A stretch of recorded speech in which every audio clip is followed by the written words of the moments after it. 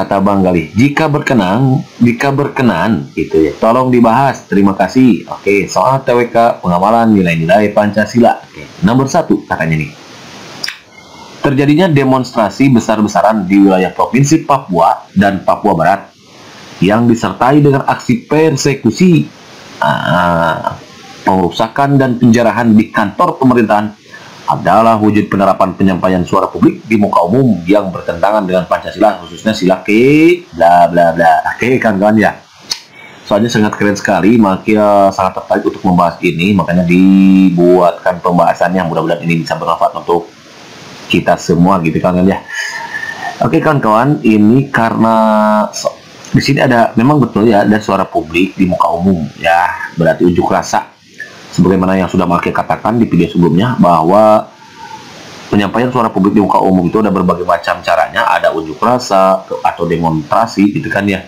Kemudian ada rapat apa itu. Pokoknya kawan-kawan searching lagi di video Maki sebelumnya, pokoknya sudah dibahas itu. Namun dalam kasus ini terjadinya demonstrasi besar-besaran nih, terlebih lagi sambil pengerusakan, penjarahan, persekusi, maka ini berarti demonstrasi yang tidak dibenarkan gitu kan. Walaupun kita menyuarakan suara hati dan suara rakyat, namun kalau disertai dengan pengerusakan, penjarahan dan persekusi itu tidak dibenarkan oleh Pancasila dan undang-undang gitu kan. Ini sudah melanggar Pancasila, khususnya sila keempat kawan-kawan. Keempat yaitu kerakyatan yang dipimpin oleh hikmah kebiasaan dalam persuatan perwakilan gitu. Kenapa? Karena di sila keempat sudah dijelaskan kawan-kawan bahwa di sila keempat itu intinya adalah musyawarah dan demokrasi. Pokoknya kalau ada kata-kata musyawarah, demokrasi, kemudian demonstrasi itu lawannya musyawarah apa? Demonstrasi misalkan, ataupun unjuk rasa yang disertai persekusi, itu lawannya juga dari sini. Maka itu berarti termasuk lawannya demokrasi, berarti ini politik dinasti gitu ya, atau ya dinasti itu, kekuasaan itu berarti bukan demokrasi.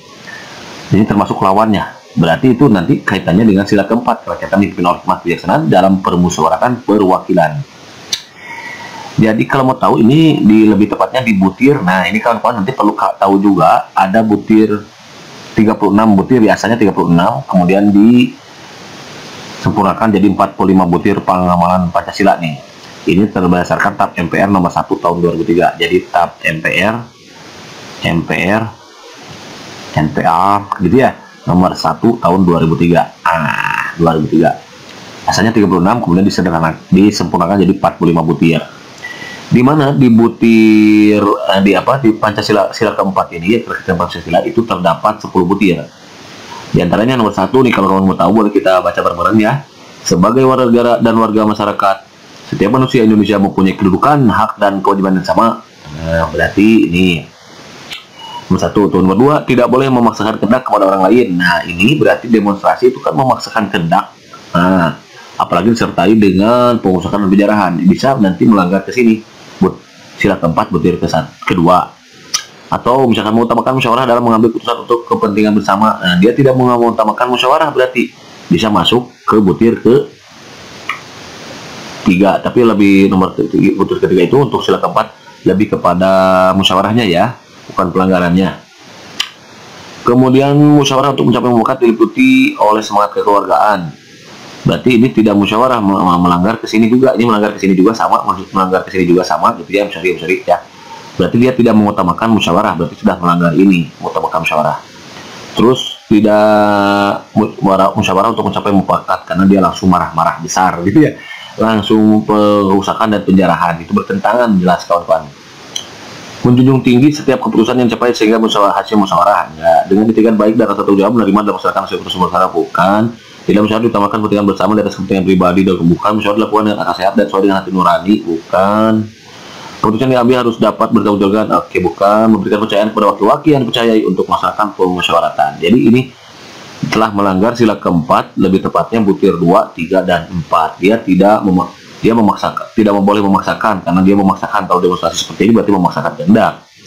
Kemudian mengutamakan pemusyawaratan, berarti dia tidak mengutamakan pemusyawaratan gitu kawan. Musyawarah untuk mencapai mufakat, dan dia tidak ingin mencapai mufakat, tidak ada musyawarah, makanya dia melakukan penjarahan gitu dan persekusi. berarti telah melanggar sila keempat. Begitu Bang kali ya. Ansen, minat jadi sedikit mantap. Kalau mantap, next soal nomor 2 masih dari Bang Gali. Ya, thank you sangat Bang Gali ke atas pertanyaan yang diberikan. Mudah-mudahan ini bisa bermanfaat untuk kawan-kawan semua. Soal nomor 2, ya pertama, ya udah kita hadapi dulu ya dengan senyuman. Jadi Moipus Solution. Biar apa? Iya betul, biar ada inspirasi gitu kan ya. Soal nomor 2 kita baca bareng-bareng nih. Dalam beberapa hari ini, dunia maya kembali dihebohkan dengan video penggerbekan. Nah, sepasang muda-mudi yang diduga tengah berbuat mesum di Cikupa. Jadi penggerbekan ini bukan gerbek atas halilintar ya. Gerbek rumah bukan ini, tapi geberkan sepasang pemuda-pemudi. Tangerang, Banten pada tanggal 20 November tahun 2018. Oh, sudah lama berarti ini. Namun setelah dilakukan penyelidikan, ternyata pasangan muda-mudi tersebut menjadi korban salah tuduh. Oh, berarti ini salah tuduh. Video yang viral tersebut memperlihatkan bagaimana para warga mengarak. Nah, mereka keliling kampung dengan kondisi setengah telanjang. Wow, kasihan gitu ya. Nah, ini semacam ini telah melanggar salah satu sila dalam Pancasila, itu sila ke bla bla bla. Oke kawan-kawan, dengan kita intinya sih, pertama untuk menjawab soal seperti ini, kita lihat ke inti permasalahannya. Sebetulnya masalah yang terjadi yang mana sih? Oh, ternyata ini. Yang terjadi itu adalah para warga. Nah, sebetulnya ada di sini kata kunci ini. Para warga mengarak mereka, si korban tadi, keliling kampung dengan kondisi setengah telanjang. Nah, kalau mengarak seorang keliling kampung dengan setengah telanjang, itu telah melanggar sila keberapa? Nah, gitu kawan-kawan sebetulnya. Nah, jawabannya ini adalah sila kedua, kawan-kawan. Kedua. Nah, yaitu kemanusiaan yang adil dan beradab. Kemanusiaan yang adil, kemanusiaan yang adil dan beradab. Nah, dengan tindakan seperti ini, yaitu mengarak seseorang ataupun beberapa orang keliling kampung sambil setengah telanjang, berarti tidak berperikemanusiaan, gitu kawan-kawan. Maka kita telah melanggar sila kedua, tidak berperikemanusiaan. Lebih tepatnya ada di butir kemana nih? Nah, di butir Pancasilanya nanti kawan-kawan silakan download sendiri, atau ada di sini juga oleh Malki yang disediakan. Ini untuk butir sila kedua itu, sila kedua teh ada 10 butir kawan-kawan, berdasarkan TAP MPR nomor 1 tahun 2003. Ini ada 45 butir. 1 nih, butir 1, mengakui dan memperlakukan manusia sesuai dengan harkat dan martabatnya sebagai makhluk Tuhan yang Maha Esa. Nah, berarti kita tidak memperlakukan manusia dengan harkat dan martabatnya sebagai makhluk Tuhan yang Maha Esa. Berarti telah melanggar ini, butir pertama, sila kedua, butir pertama. Kedua, mengakui persamaan derajat, persamaan hak dan kewajiban asasi manusia tanpa membeda-bedakan. Enggak. Mengembangkan sehingga saling mencintai sesama manusia. Nah, berarti tidak saling mencintai gitu. Kalau kita ada sikap saling mencintai sesama manusia karena dia merasa dia adalah sama-sama sebagai makhluk Tuhan yang Maha Esa, maka kita tidak seharusnya mengarah mereka ke kampung dengan, apalagi dengan kondisi telanjang ini yang kurang ini ya, sampai memalukan. Terlebih lagi ini salah tangkap, salah tuduh nih, karena ini berarti tidak melakukan, apalagi si korban dirugikan berarti nih kawan. Jelas ini tidak mengembangkan saling cintai. Melanggar ini juga butir ketiga. Mengembangkan sikap saling tenggang rasa dan tepat salira, enggak. Mengembangkan sikap tidak semena-mena. Nah, masuk ke sini. Melanggar sila kedua, butir kelima juga.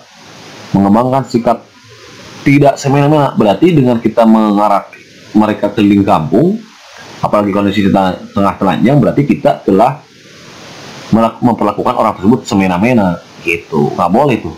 Menjunjung tinggi nilai-nilai kemanusiaan, berarti ini sama masuk, bisa boleh lah. Karena tidak menjunjung tinggi nilai kemanusiaan. Gemar melakukan kegiatan kemanusiaan, nah enggak masuk. Jadi kalau kita gemar melakukan kegiatan kemanusiaan seperti korban bencana alam, misalkannya kayak kemarin korban banjir, maka kita sudah sesuai dengan pengamalan sila kedua tuh ya kawan-kawan. Berani membela kebenaran dan keadilan, ya bagus ini, tapi tidak seperti ini ya.